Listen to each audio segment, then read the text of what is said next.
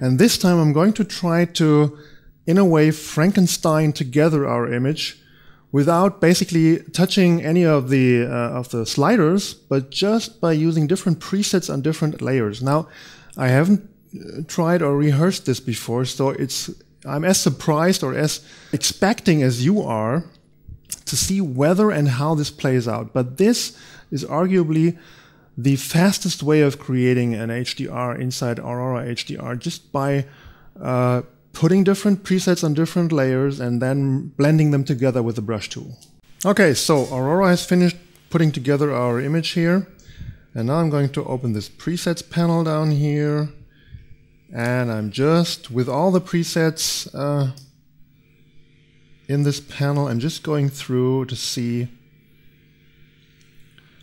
to look at the individual sections. I think, let me just try this one. Now this is one of my own earlier presets, and I like that for the ceiling section. So that's, let me just revert that.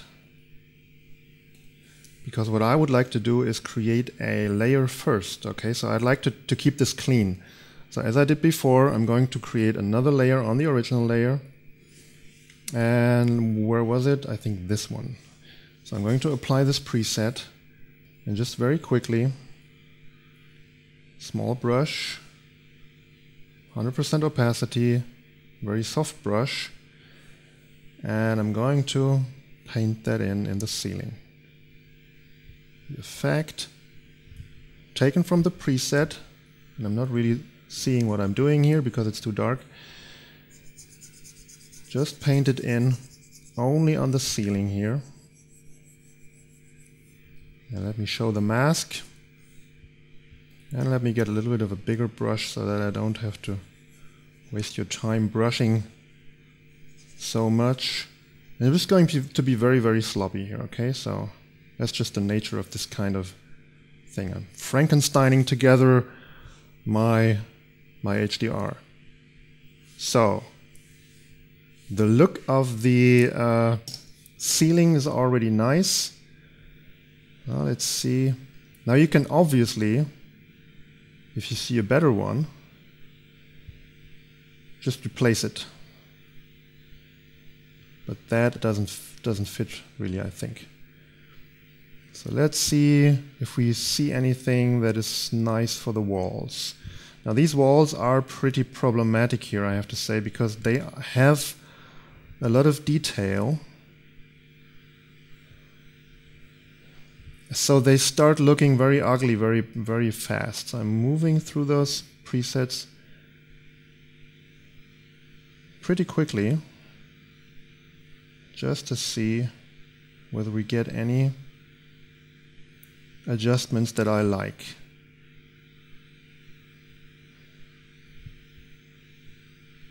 Oh, no, I didn't want to apply that to the ceiling. So first I have to add another layer here, and then apply the preset to that layer.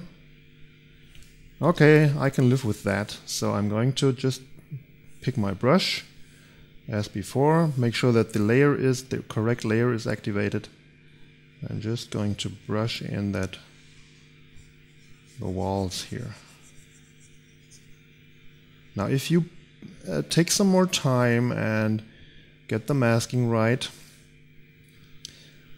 get the right tool size, you can really combine your images with this technique.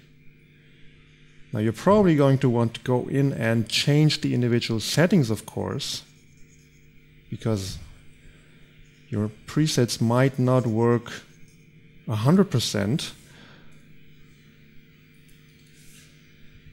but it's going to give you a kickstart for your Aurora HDR projects. Okay, now let's create another layer here, and let's just see. Now, one thing that you need to note is that once you have added some adjustments, those presets will be updated automatically to reflect how that particular preset will work on top of the adjustments that you already have, okay? So what I'm going to do right now is I'm going to disable all these layers, and that's the advantage of having the original image layer without any adjustments. So let me just go through here to see how we're going to tone the bottom area.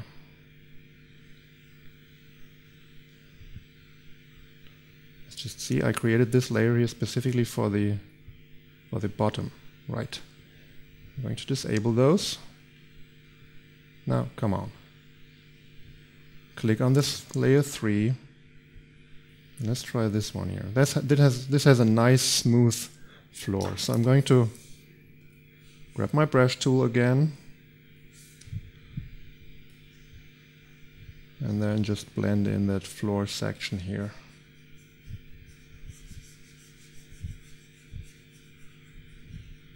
There's not a lot of effect here actually. It's just a little bit of tonal smoothing applied only to the floor area. Okay, so let's activate those other layers again. And you can see that things are starting to come together. Now let's create another layer. This time let's check out whether we see anything that looks good on the outside, if the view outside the window. Now we certainly don't want anything with too much glow here, because I'm going for a look that actually reveals most of those outside details. Many of those presets actually blow out this part. Now I think this one here, let's look at how this one works. It's terrible on the inside, as you see. Really, really terrible. But I think it will work on the window section. So again, I'm picking a brush, brushing in those areas, just in the window area. And with these particular adjustments, if you put those on any image area that already has details, it just looks awful. It has it's exaggerated, overdone HDR look. But if you put it on something that has low contrast, it starts working wonders. So let's just enable all those layers. And I'm asking a lot of the software here, obviously.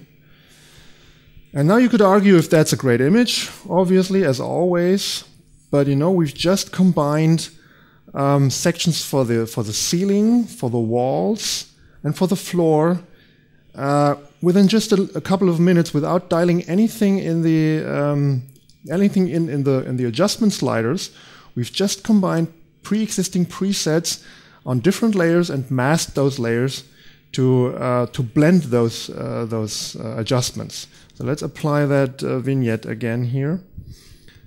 And I think we're doing fine for this one. So for an image that has been pieced together from stuff that other people did with vastly different presets for vastly different source images that they edited, I think we're doing quite nicely here, and this has actually become a quite interesting photo here. So let's check the before. Very natural, but you may argue also quite a bit on the boring side. And this is what we got, with nice structures in the ceiling, a nice glow on those walls, and a clear view through the windows.